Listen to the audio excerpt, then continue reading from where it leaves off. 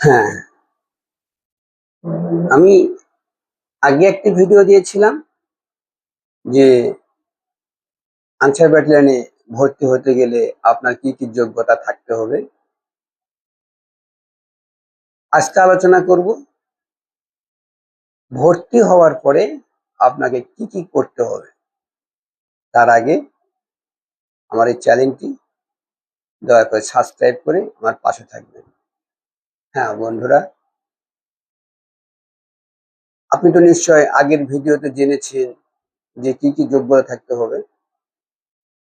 তো আপনি ভর্তি হওয়ার পরে আপনাকে প্রথমেই যে কাজটি করতে হবে, 6 মাস ট্রেনিং করতে হবে। এই ট্রেনিং এ আপনাকে আপনার শারীরিক দক্ষতা বৃদ্ধি, আপনি কিভাবে দায়িত্ব পালন করবেন সে সম্পর্কে শিক্ষা দেওয়া হবে। বিভিন্ন পরিস্থিতিতে, যেহেতু এটি একটি আধা সামরিক বাহিনী অর্থাৎ প্যারামিলিটারি বাহিনী, সেহেতু আপনাকে আর্মস বহন করতে হবে। তো আর্মস বহনটা করবেন কিভাবে, সেই আর্মস সম্পর্কে যদি জানা না থাকে তাহলে আপনি কিভাবে আর্মসটা ক্যারি করবেন। এই জন্য আপনাকে শারীরিক দক্ষতা বৃদ্ধির সঙ্গে বিভিন্ন অস্ত্র চালানো সম্পর্কে প্রশিক্ষণ দেওয়া হবে। তো আনসার ব্যাটালিয়নে অস্ত্রগুলোর মধ্যে হচ্ছে পিস্তল,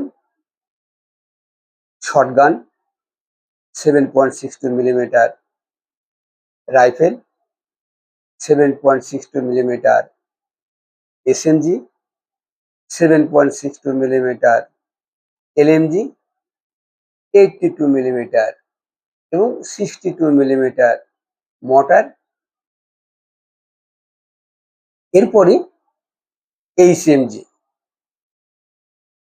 এই ক্ষুদ্রাস্ত্রগুলো সাধারণত এই ব্যাটলার আনসার বাহিনীতে ব্যবহার করা হয়ে থাকে।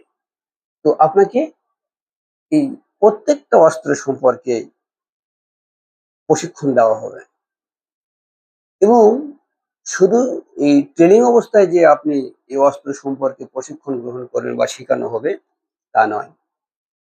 এই অস্ত্রগুলো সম্পর্কে আপনাকে ট্রেনিং এর পরেও বিভিন্ন সময় বিভিন্নভাবে প্রশিক্ষণ দেওয়া হবে এই অস্ত্র পরিচালনা সম্পর্কে জানার জন্য।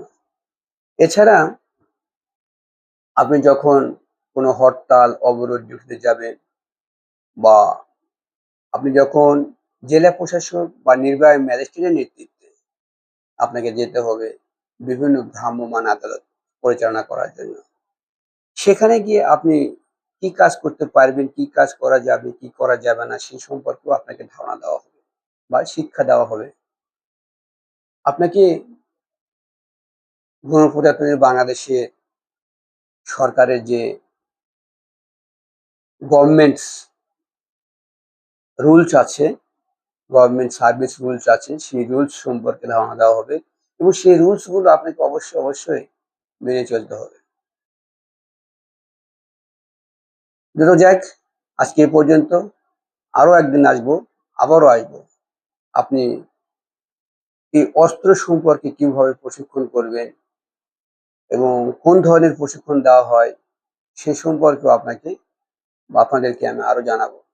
তো জানতে হলে আমার এই চ্যানেলটি সাবস্ক্রাইব করে আমার পাশে থাকুন। ভালো থাকবেন, সুস্থ থাকবেন। আল্লাহ হাফেজ।